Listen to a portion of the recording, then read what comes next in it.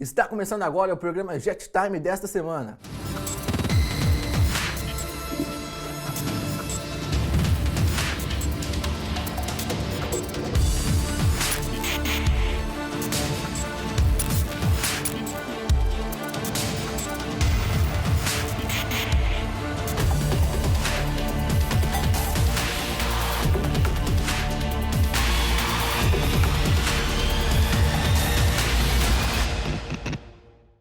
Ao senhor, a senhora, meu amigo, minha amiga, sejam todos muito bem-vindos ao programa Jet Time. A partir de agora, você confere a atualização das últimas notícias desta semana.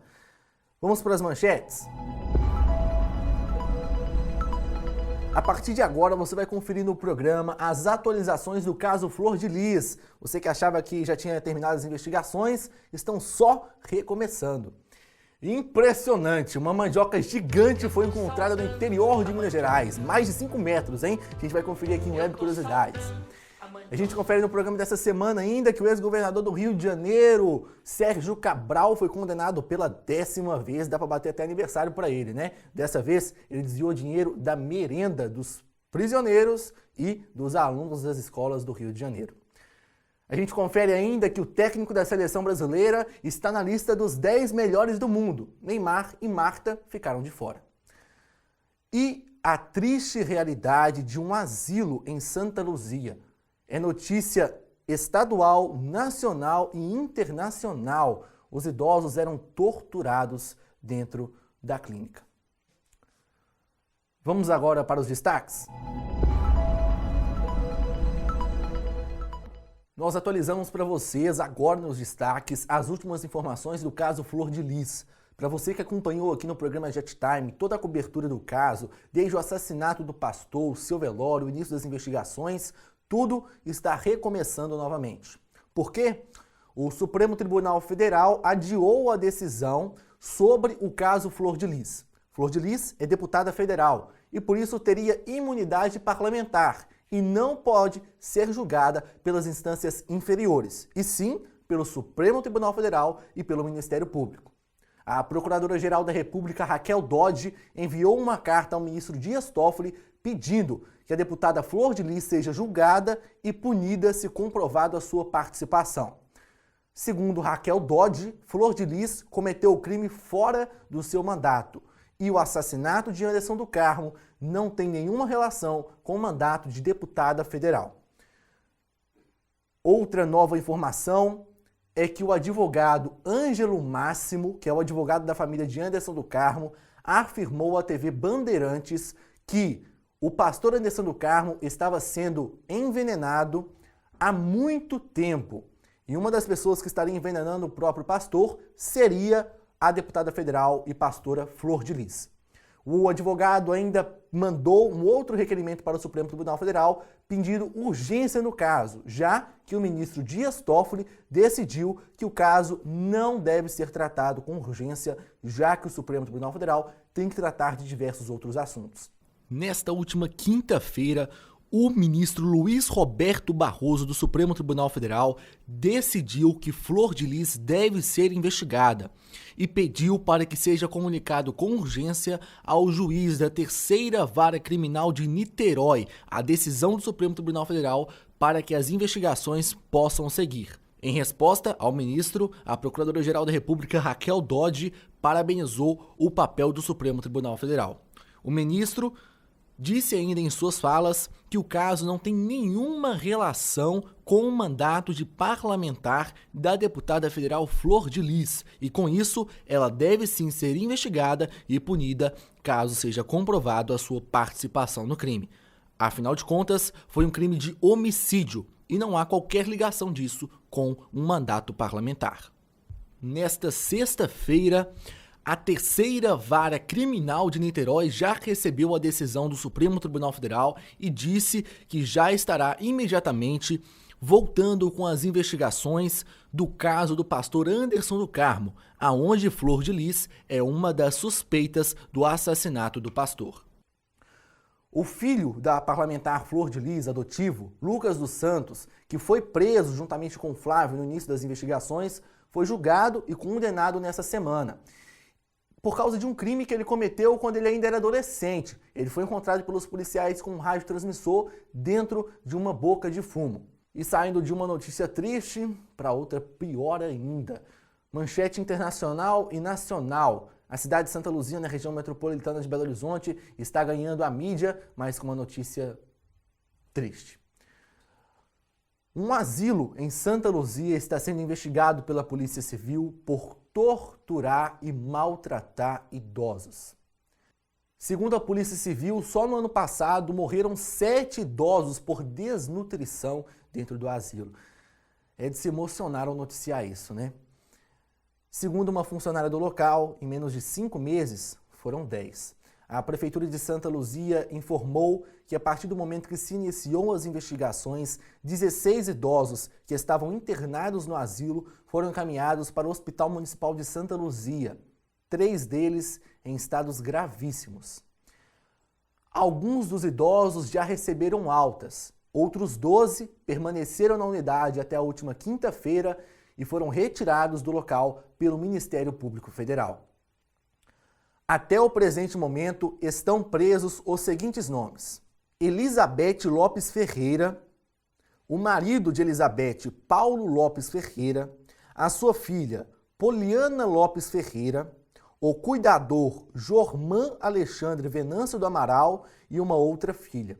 Jorman Venâncio do Amaral foi preso após ser reconhecido por diversas vítimas. Segundo o depoimento de um dos idosos, ele o chutava, agredia e mesmo quando eles estavam passando mal e doentes, precisando ir para o hospital, ele fazia ali mesmo algumas atividades clínicas. Os funcionários do local deram entrevistas aos jornais metropolitanos aqui de Belo Horizonte e contaram que eles faziam sim as comidas, mas que os idosos que jogavam fora o que era feito. E fica a pergunta: será que jogavam porque queriam ou porque não tinha vontade de comer? Tem um paciente que ficou 3 dias sem comida e ele pediu, pelo amor de Deus, que desse um gole de café. A Polícia Civil está indiciando todas essas pessoas por tortura e homicídio. Em um dos casos, um idoso morreu por total desnutrição e o mistério está sendo revelado. Algumas das famílias das vítimas estão começando a aparecer e questionando a participação do asilo.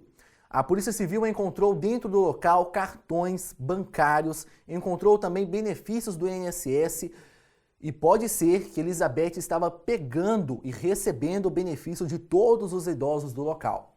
Em um depoimento, uma das idosas que estava no asilo contou que, mesmo sendo analfabeta, foi obrigada a assinar um documento onde autorizava Elizabeth e os integrantes do asilo a poderem receber os seus benefícios.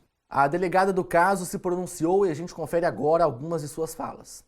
Socos, chute, jogava com força, tapas, agressões diversas. A gente tem cartões apreendidos que estavam realmente no escritório dela com procurações dando plenos poderes. Eu, enquanto autoridade policial, eu desconheço isso como uma prática normal. Então a gente sabe que o Estatuto do Idoso prevê crimes nesse sentido. A gente está averiguando cada conduta isoladamente para a gente poder dar a tipificação penal exata. Ela falava: você entra aqui e sai daqui cego, mudo e surdo. O que acontece aqui não é para ser repassado. E era prática da dona recolher os celulares. Então eles não podiam ficar com o celular durante o horário do trabalho. O programa Jet Time continua acompanhando esse caso e espera que Deus venha intervir nessa causa e que a polícia e a justiça consigam resolver toda essa situação. Como a delegada disse, cada um dos casos de cada um dos idosos serão investigados separadamente, para que então seja somada a pena que pode passar dos 200 anos. Vamos agora ao Giro de Notícias. No programa dessa semana, a gente atualiza para vocês as últimas informações que estão chegando aqui para a nossa redação. Dentre essas está o caso Neymar. Todo mundo está acompanhando aí desde o dia 12 de maio a situação do caso do jogador Neymar. Ele foi acusado pela modelo Nájila Trindade de a ter estrupado em um hotel em Paris. Nesta semana, oficialmente a Polícia Civil encerrou o inquérito e a delegada Juliana Lopes concluiu o inquérito com os seguintes dizeres: que o mesmo não apresentava provas e indícios o suficiente para poder condenar Neymar sobre as supostas acusações. Diante disso, tudo resolvido? Não. Nájila Trindade agora é investigada por falsa comunicação de crime. Porém, ela ainda tem 15 dias para recorrer juntamente ao Ministério Público. O jogador Neymar e sua família se mostraram aliviados e cobram justiça. Nesta semana, por falar em justiça, a justiça está sendo feita contra um político, como é de costume aqui no Brasil. O ex-governador do Rio de Janeiro, Sérgio Cabral, foi condenado pela 10ª vez. A gente tem que bater até parabéns pra ele. Bota a musiquinha de parabéns de cá. Bota o feliz aniversário pra ele aí, porque ele comemorou a 10ª condenação. Não é festa não, mas tem que comemorar, né? Sérgio Cabral foi condenado por desviar propinas da merenda escolar e propinas dos presídios. Quer dizer, propinas da merenda que ia para os presídios. Olha, você vê até os prisioneiros que reclamam que a comida é ruim e ele estava pegando dinheiro lá da merenda dos prisioneiros lá do Rio de Janeiro. E todo esse montante acabou somando muito dinheiro para o Sérgio Cabral e agora acrescentando na pena dele uma condenação de 216 anos. Rapaz, eu vou ir para o céu e esse rapaz vai continuar aqui cumprindo a pena dele. Esta semana foi cheia de decisões pelo nosso país e fora dele também. Copa Libertadores, Sul-Americana, Brasileirão, a mistura de tudo aí. Você que gosta de futebol com certeza acompanhou pelo menos um dos jogos que aconteceram essa semana. Eu não acompanhei nenhum.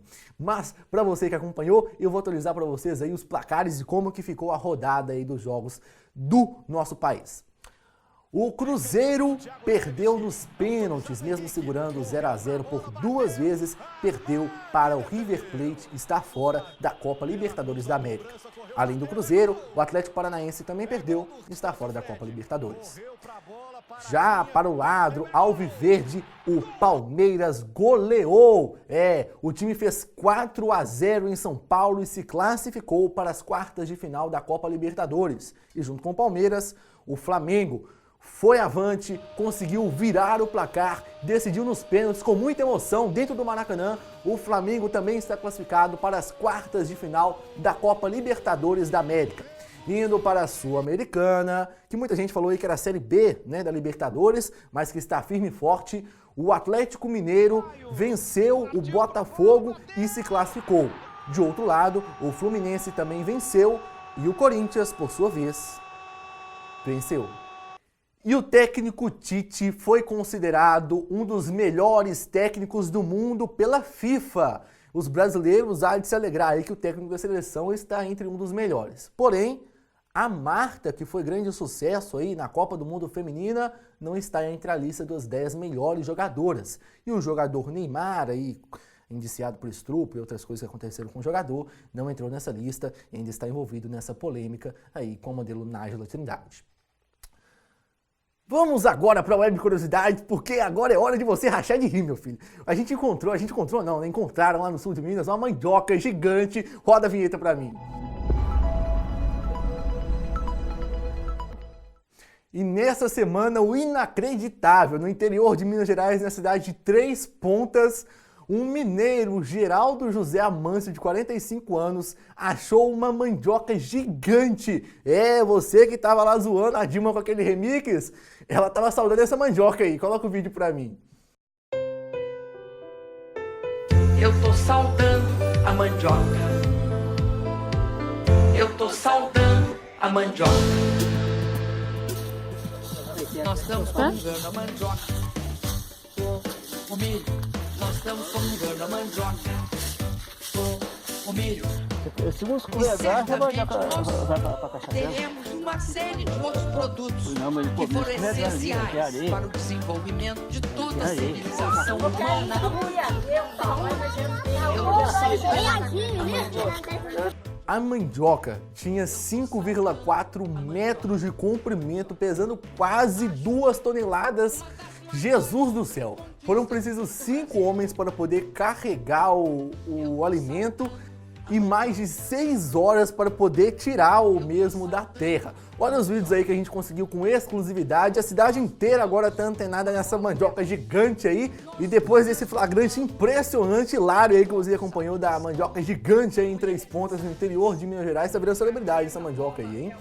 A gente está encerrando o programa Jet Time dessa semana. Você que acompanhou até agora, muito obrigado pela audiência. Você que está em casa, você que você não está no carro, porque se você estiver dirigindo, você não vai assistir. Mas onde você estiver, muito obrigado pela sua audiência. Se você está assistindo depois do programa, obrigado da mesma forma. Compartilha para todo mundo aí, deixa o like, participa com a gente, interaja com o programa Jet Time. Nós estamos no ar todo sábado, 5 horas da tarde, para você conferir aí diversas notícias. Infelizmente, notícias tristes, mas você vai rachar de rir como você riu aí no Web Curiosidades dessa semana.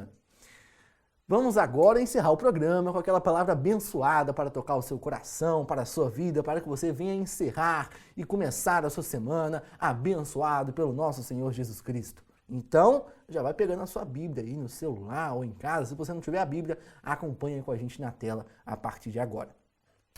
A palavra de hoje estará em 1 Pedro, capítulo 5, versículo 5.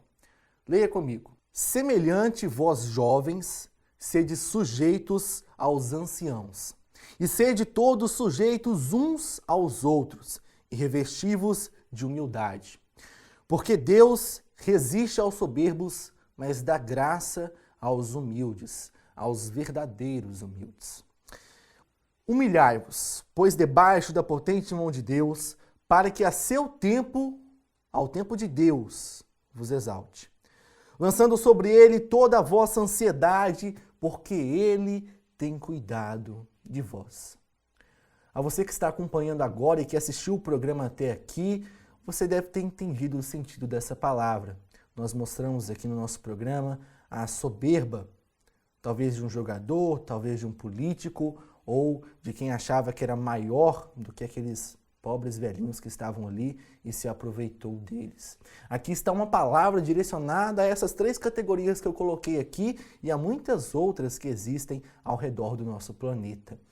A humildade que falta no coração dos outros, ao pensar que são maior do que uns ou do que outros e esquecem que todos nós somos iguais perante a mão de Deus. A palavra leva você a refletir sobre o seu respeito para com os outros, o respeito que não teve ali naquela clínica ali dos idosos, ali naquele asilo que às vezes falta nas nossas vidas. Deus manda nós respeitarmos os anciões, mas não somente a eles, uns para com os outros. Que o respeito venha a ser mútuo, uma coisa que não está acontecendo, né? O que mais estamos vendo são pessoas apontando o dedo para outras, apontando o defeito delas, quando na verdade o defeito é de quem está apontando. Porque Deus fala que o julgamento cabe a Ele. A palavra de hoje vai a você que às vezes se sentiu incluído dentro dela e vai para você que nunca praticou isso, mas que vai ficar com essa reflexão para a sua vida. Você está sendo respeitoso com todos os que estão à sua volta e não somente aos que você acha que tem que respeitar, você está sendo verdadeiramente humilde de coração, lembrando que o único maior do que todos é Deus. Reflita nisso. Ao pessoal de Santa Luzia aí, que acompanhou toda essa triste realidade de todo o Brasil, que está acompanhando a situação do larzinho dos idosos, está aqui a resposta de Deus para todas as atitudes feitas. Deus não aceita os soberbos, mas dá graça aos humildes de coração. Uma ótima semana. Reflita nessa palavra, seja humilde, ame, respeite, a união faz a força, principalmente quando todos estamos unidos em um só propósito, debaixo da potente mão de Deus. E a você que de alguma forma se sentiu tocado ou sentiu saudade de ter um contato com Deus, perde tempo não, se dirija a uma igreja, a mais próxima que tiver da sua casa. Tenho certeza que às vezes até na esquina da sua casa tem uma que você nunca deu importância. Vá para lá. Eu tenho certeza que terão pessoas preparadas para poder te receber, serem humildes, respeitosas, abraçar e te acolher. Um ótimo final de semana, bom dia, boa tarde, boa noite. Eu volto com vocês sábado que vem. Tchau!